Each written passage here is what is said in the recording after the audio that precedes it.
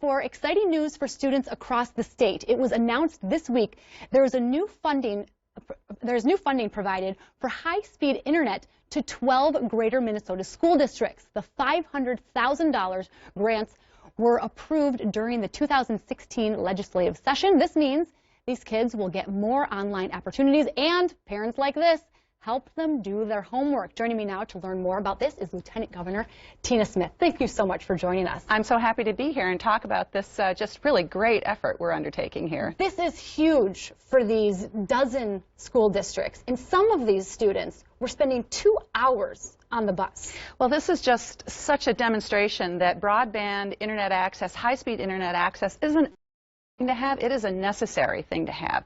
And in some parts of the state, kids are riding on school buses up to 2 hours both ways, and even longer if they're involved in sports or after-school activities. And so what this effort is doing is helping schools to buy Wi-Fi hotspots or data cards, or let kids even check out hotspots to take home if they don't have broadband at home. It's just a really great effort.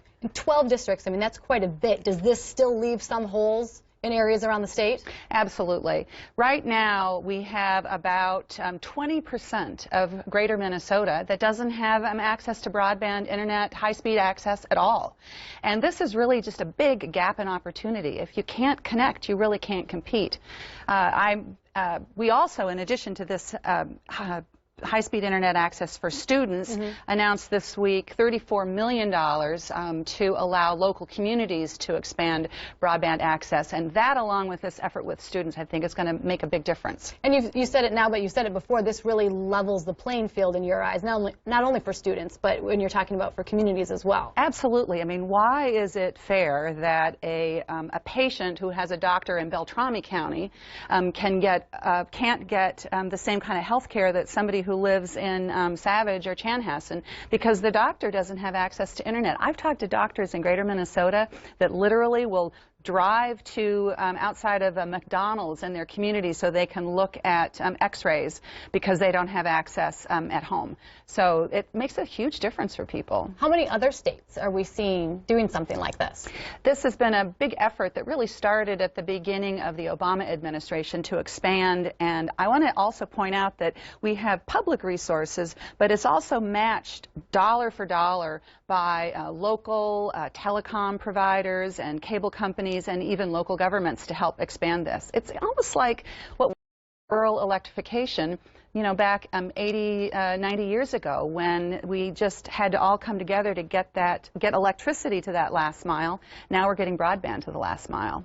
Now this is still a little ways out, but it's been rumored, as we toss in some names for running for governor in a few years, your name has been tossed out.